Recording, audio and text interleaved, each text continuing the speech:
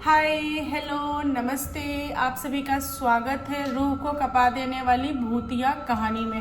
आज मैं आप लोग के लिए एक ज़बरदस्त, डरावना और बहुत ही ज़्यादा खतरनाक भूतिया कहानी लाई हूँ। तो बिना बकवास डायरेक्ट कहानी स्टार्ट करते हैं। किसी गांव में अनिल नाम के एक आदमी थे और उनकी सरकारी नौकरी लग गई। उनके घर वाले बहुत ज़्यादा खुश थे। वे 5 भाई बहन थे और वे अपने घर के सबसे बड़े लड़के थे और उनकी नौकरी लगने से घर के साथ साथ पूरे गांव वाले खुश थे। अगर दुख की बात थी कोई तो वह यह थी कि उनको जयपुर में जाके नौकरी ज्वाइन करना था। वे अपने घर से विदाई लिए और जयपुर जाके पहुंचे। उन्होंने मैनेजर के पोस्ट पे नौकरी ज्वाइन किया। वे साल भर जयपुर में रहे तो वहां पर उनकी ही कास्ट के एक आदमी से उनकी मुलाकात होती है। जो आदमी था वह उनका दोस्त बन गया था। दोनों का सेम कास्ट था, यानी कि ये एक दूसरे को बहुत पसंद करते थे, बेस्ट फ्रेंड हो गए थे। तो अनिल के दोस्त ने, जिनका नाम अजीत था, उन्होंने बताया कि मेरी बहन है मीता, वह बहुत ज़्यादा पढ़ी लिखी है और वह जॉब भी करती है, बहुत समझदार है, दिखने में भी अच्छी है। तुम उससे मिलो, उसे देखो, अगर तुम्हें पसंद आएगा तो हम लोग शादी की बात छेड़ेंगे। यहाँ पर अनिल जी शर्माते हुए बोलने की ठीक है। अब अजीत जी अपनी बहन से मिला देते हैं अनिल जी को। अनिल जी को मीता पसंद आ जाती है। अब यह बात घर तक पहुंची। अनिल की मां नहीं चाहती थी कि मीता से शादी हो।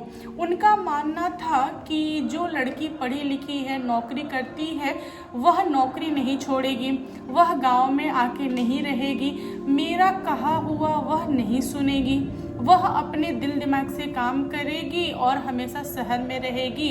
जितना भी उसके पति का कमाई होगा सब वह रखती जाएगी, मुझे एक कौड़ी भी नहीं मिलेगा। यह सब कुछ सोचकर वह मना कर रही थी, लेकिन अनिल के भाई बहन और बाकी सारे लोगों को वह लड़की पसंद आ गई और लड़की से पूछा गया कि शादी होने के बाद से वह गांव में आएगी ना। मीता का मन नहीं था कि ससुराल में गांव में रहने का, जॉब छोड़ने का, फिर भी वह अनिल को पसंद करती थी, इसीलिए उसने सेक्रीफाइस किया। वह बोली कि ठीक है, जिसमें मेरे पति की खुशी उसमें मैं भी खुश हूँ। अब हुआ यह कि शादी हो गई, दान दहेज भी ठीक ठाक मिल गया और शादी भी धूमधाम से हो गया। अनिल जी मीता को लेके आए गांव में। अब वे दोनों गांव में कुछ दिनों के लिए रहे, फिर वह जयपुर चले गए क्योंकि नौकरी थी उनकी जयपुर में। अब मीता रही ससुराल में और मीता हो गई पेट से। यहाँ पर मीता प्रेग्नेंट है। वह खुश थी कि घर में एक मेहमान आने वाला है और सास के साथ भी ठीक ठाक चल ही रहा था, मतलब बहुत ज़्यादा झगड़ा वगैरह नहीं होता था सास बहू में। लेकिन जैसे ही अनिल जी शहर गए, अब यहाँ पर सास के साथ मीता का नहीं बनने लगा, मतलब इन लोगों में अनबन होना स्टार्ट हो गया। मीता की सास कुछ चाहती थी, मीता करती कुछ और थी। मीता सेक्रीफाइस करती थी, लेकिन एक लेवल तक उसको ना कुछ कुछ चीज़ें नहीं जमता था। गांव की कुछ कुछ चीज़ें उसको अच्छा नहीं लगता था। वह चुगली वगैरह नहीं करती थी, लेकिन सासू माँ थी कि उसकी चुगली पूरे गांव में करती थी, उसको बुरा भला बोलती थी, हमेशा गाली के साथ पेश आती थी, मतलब एक तरह से उसको बहुत ज़्यादा टॉर्चर करती थी। मीता अपने पति को कई बार लेटर में लिख के बताई, लेकिन अनिल इस चीज़ को इग्नोर कर दिया। अनिल को लगा कि मेरी माँ जिसने मुझे जन्म दिया है वह मेरी वाइफ के साथ ऐसा क्यों करेगी, ऊपर से वह दादी बनने वाली है, वह ऐसा बिल्कुल भी नहीं करेगी। हो सके तो मीता में कुछ कमी हो, या फिर मीता पढ़ी लिखी है तो एडजस्ट नहीं कर पा रही है। यही चीज़ था कि अनिल ने इसे इग्नोर कर दिया। मीता बहुत तंग आ गई थी। वह 7-8 महीने की प्रेग्नेंट लेडी एक टाइम पे जब उसका पति घर में था, वह बहुत ज़्यादा लड़ी झगड़ी, बोली कि मुझे शहर लेके चलो, मैं गांव में नहीं रह सकती, ऐसा वैसा उसने बहुत रीज़न दिया। लेकिन अनिल बोला कि नहीं, मुझे परसों शहर जाना है, मैं तुम्हें लेके नहीं जा पाऊँगा, तुम पेट से हो और मुझसे ज़्यादा बेहतर मेरी माँ है। वह तुम्हारी केयर करेगी, क्योंकि ऐसे कंडीशन में तुम्हें ले जाऊंगा तो मैं अकेले क्या करूंगा। शहर में मैं अकेले रहता हूँ, और बोलते हैं ना कि 8वें महीने में शायद जो प्रेग्नेंट लेडी होती हैं वह कहीं जा नहीं सकती, इसीलिए तुमको यहाँ पे रुकना पड़ेगा, तुम्हारे लिए मजबूरी है। मीता बोलती थी कि मुझे नहीं पता कि मैं 7वें महीने प्रेग्नेंट हूँ या 8वें हूँ या 9वें हूँ, मुझे कुछ फ़र्क नहीं पड़ता है, मुझे तुम्हारे साथ जाना है। मीता अपनी जिद पे आ गई थी, लेकिन अनिल ले जाने के लिए तैयार नहीं था। इन दोनों में भयानक लड़ाई हुई।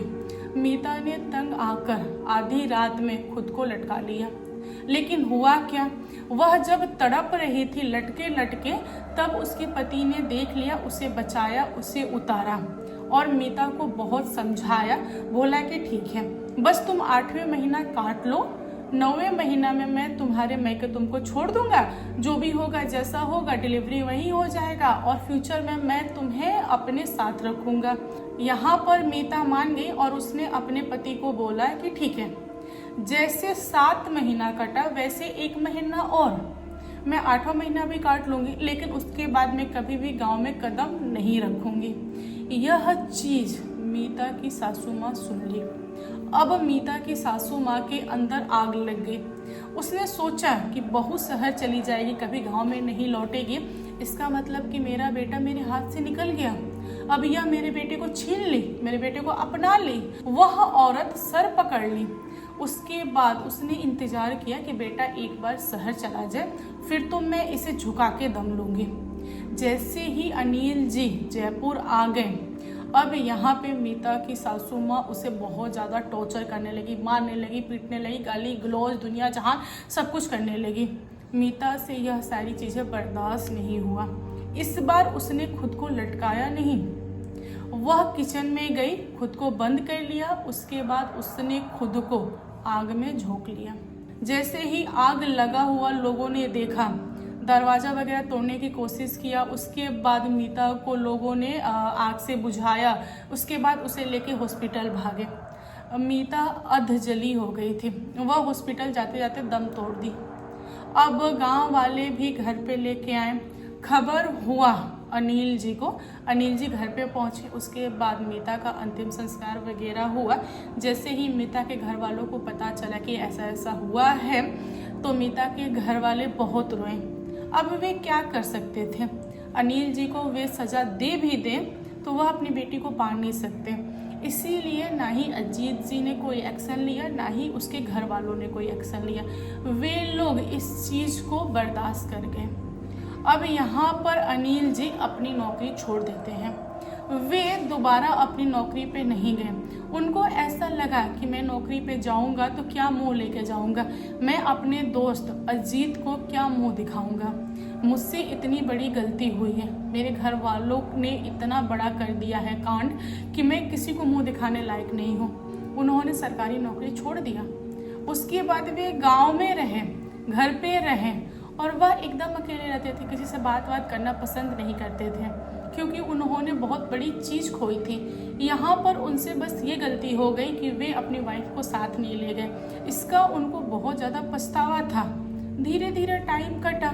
2-3 साल बाद अनिल जी की माँ ने उनके ऊपर दबाव बनाना स्टार्ट कर दिया कि बेटा शादी कर ले, कैसे तू अकेला रहेगा, यह सब कुछ ठीक नहीं लग रहा मुझे। अनिल जी बोले कि नहीं करूँगा माँ, दूसरी वाइफ आएगी तो गारंटी क्या है कि तुम लोग उसके साथ सही करोगे। यहाँ पर अनिल जी की माँ अपने बेटे के सामने हाथ जोड़ के बोली कि बेटा गलती हो गया है, माफ़ कर दे, इस बार शादी कर, मैं उसको अपने पलकों पे बैठा के रखूँगी। अनिल जी तैयार नहीं थे, फिर भी लोगों के दबाव में आके उन्होंने दूसरी शादी किया। जब दूसरी वाइफ आई, यहाँ तक तो चीज़ें ठीक थी, लेकिन जैसे ही वह प्रेग्नेंट हुई, यहाँ से कांड होना स्टार्ट हो गया। घर में ना चीज़ें उल्टी सीधी होने लगी। वह औरत बहुत ज़्यादा डरने लगी, उसको परछाई दिखता था। वह बोलती थी अनिल जी से कि अनिल जी मुझे परछाई दिखती है, वह परछाई मेरे तरफ दौड़ के आती है, मुझे डराती है। और परछाई की हाइट इतनी थी, वह इतनी मोटी थी, वह इतनी पतली थी, मतलब ना वह डिस्क्राइब करती थी परछाई को। अनिल जी समझ जाते थे कि यह जिस चीज़ के बारे में चर्चा कर रही है वह हूबहू परछाई मीता से मिलता है। अनिल जी बोलते थे कि अगर तुमको परछाई दोबारा दिखाई दे तो मुझे बताना। लेकिन अनिल जी की बीवी को जब परछाई दिखता था वह डर जाती थी, उसके मुंह से एक शब्द भी नहीं निकलते थे। धीरे धीरे वह परछाई सेकेंड वाइफ को टॉर्चर करने लगी, बहुत ज़्यादा परेशान करने लगी। वह औरत बहुत ज़्यादा डर गई, घबरा गई। वह घर छोड़ के भागने के चक्कर में थी, लेकिन वह परछाई उसे भागने नहीं देती थी। यूँ कहे तो उसी घर में रखना और उसे टॉर्चर करना उस परछाई को अच्छा लगता था। पता नहीं क्या था, क्यों था, किस लिए होता था, किसी को मालूम नहीं। किसी को वह परछाई नहीं दिखती थी, सिर्फ और सिर्फ एक इंसान को दिखता था जो सेकंड वाइफ थी अनिल जी की। परछाई ने इतना ज़्यादा टॉर्चर किया कि अनिल जी की वाइफ अपना बच्चा खो दी। इसी तरह अनिल जी की वाइफ ने बहुत सारे बच्चे खो दिए। अनिल जी की जो दूसरी वाली वाइफ थी उसका हेल्थ बहुत ज़्यादा डाउन हो गया था। अनिल जी ने बहुत सारे तांत्रिक, पंडित, डॉक्टर से दिखाए, फिर भी उनके स्वास्थ्य में कोई भी सुधार नहीं था। वह औरत बहुत ज़्यादा डरी हुई थी। बाद में पंचायत आता है और जो सेकंड वाली वाइफ थी वह घर छोड़ के अपने मैके चली जाती है। उसके बाद वह मैके रहती है। वह ठान लेती है कभी भी मैं इस घर में नहीं लौटूंगी। इस तरह से अनिल जी की जो सेकंड शादी थी वह बर्बाद हो गई। फिर घर वालों ने अनिल जी पे दबाव बनाना स्टार्ट कर दिया कि तीसरी शादी करो, लेकिन अनिल जी ने तीसरी शादी नहीं किया। फिर अनिल जी के भाई बहनों की शादी हो गई। जब उनके सारे भाई बहन की शादी हो गई तो बहुत दिनों बाद अनिल जी की माँ ने, होता नहीं कि जब उनकी मरने की स्थिति आ गई थी, तब उन्होंने अपने बेटे से वादा लिया और बोला कि हम घर दिखाते हैं तांत्रिक वगैरह को, और जब सब कुछ सही हो जाए, शुद्धि वाला पूजा करा लेते हैं, देन हम तुम्हारी शादी करेंगे, लेकिन तुमको शादी करना पड़ेगा। अब यहाँ पर अनिल जी बहुत ज़्यादा दबाव महसूस कर रहे थे। फिर उन्होंने बोला माँ को कि ठीक है माँ, मैं शादी करूँगा, लेकिन मेरी एक कंडीशन है, मैं किसी भी लड़की की ज़िंदगी बर्बाद नहीं करना चाहता। तुम ठीक से सब कुछ सही कर लो, मैंने झाड़ फूक वगैरह कर लो, घर की शुद्धि करा लो, तुम जो बोलोगी वो मैं कर लूँगा, लेकिन इस बार मैं उसी लड़की से शादी करूँगा जो लड़की मतलब किसी ने उसको छोड़ दिया है या फिर उसको बच्चा नहीं हो रहा है, विधवा है। मैं इस टाइप के जीवन साथी ढूंढ रहा हूँ। मैं किसी भी कुंवारी लड़की को बर्बाद नहीं करना चाहता। मेरे साथ वो आएगी, अगर उसको बच्चा नहीं हुआ, मान लो उसकी ज़िंदगी बर्बाद हो जाएगी, उसके घर वाले क्या सोचेंगे, गांव वाले क्या बोलेंगे। गांव वाले पहले से ही उल्टा सीधा बोलते हैं। गांव वाले बोलते हैं कि मीता की आत्मा यह सब कुछ करती है, लेकिन आज तक मुझे मीता की आत्मा दिखाई नहीं दी है। माँ एक काम करो, तुम इस टाइप की लड़की ढूंढो। मतलब उनका सिंपल सा मतलब था कि कोई बेचारी लड़की होगी जिससे कोई शादी वादी नहीं कर रहा होगा, विधवा होगी, तो मैं उससे शादी करके उसका जीवन सुधार सकता हूँ, यानी कि मैं उसके साथ रहूँगा। मेरा भी तो एज निकल रहा है, वो भी तो मुझे अपनाएगी कि नहीं अपनाएगी, इनके मन में ये सारी चीज़ें चल रहा था। तांत्रिक को बुलाया, वो भी बहुत बड़े बड़े जगह से तांत्रिक बुलाया, फिर घर को दिखवाया, तब जाके खुलासा हुआ कि मीता की जो आत्मा है वह इसी घर में है और वह मंडरा रही है। वह नहीं चाह रही है कि अनिल जी की ज़िंदगी में कोई आए और उनका घर परिवार बसे, इसीलिए वह अनिल की वाइफ को परेशान करती है। चाहे वो दूसरी हो, चाहे वह तीसरी हो, उसको कुछ फर्क नहीं पड़ता है। अनिल जी की जो जीवन साथी बनेगी सिर्फ वह उसको परेशान करेगी। उसी घर में अनिल जी के और भी भाई थे, उनकी वाइफ को कभी भी वह आत्मा दिखाई नहीं दी और ना ही किसी को वह टॉर्चर की। एक तरह से बोले तो आत्मा जेलसी में भी यह सारी चीज़ें कर रही थी। हो सकता हो उस आत्मा को उस समय भी प्यार हो अनिल जी से, तभी तो यह सब कुछ कर रही थी। यहाँ पर तांत्रिक ने बहुत मेहनत किया और मीता की आत्मा को कंट्रोल किया और अनिल जी को बोला कि आप लोग शुद्धि का पूजा करवा लीजिए, घर शुद्ध हो जाएगा, उसके बाद आप नॉर्मल शादी कीजिए, नॉर्मल लाइफ जिए, कोई प्रॉब्लम नहीं है। ऐसा ही हुआ जैसे तांत्रिक ने सजेस्ट किया, घर वालों ने हूबहू वैसा किया। घर की पूजा हुई, उसके कुछ महीनों बाद अनिल जी की तीसरी शादी हुई और जिस लड़की से उनकी शादी हुई वह शायद छोड़ी हुई लड़की थी। मतलब बहुत लोग होता है ना शादी के बाद से लड़कियों को छोड़ देते हैं। तब अनिल जी ने शादी किया और आगे चल के उनका घर भी बसा, यानी कि उनको बच्चे भी हुए और सब कुछ नॉर्मल चला। तो दोस्तों आप लोग बताओ आज की स्टोरी आप लोगों को कैसी लगी। कहानी पसंद आया हो तो प्लीज़ लाइक एंड शेयर कीजिएगा और मेरे चैनल पे न्यू आए हो तो चैनल को सब्सक्राइब करना। Thank you, bye bye.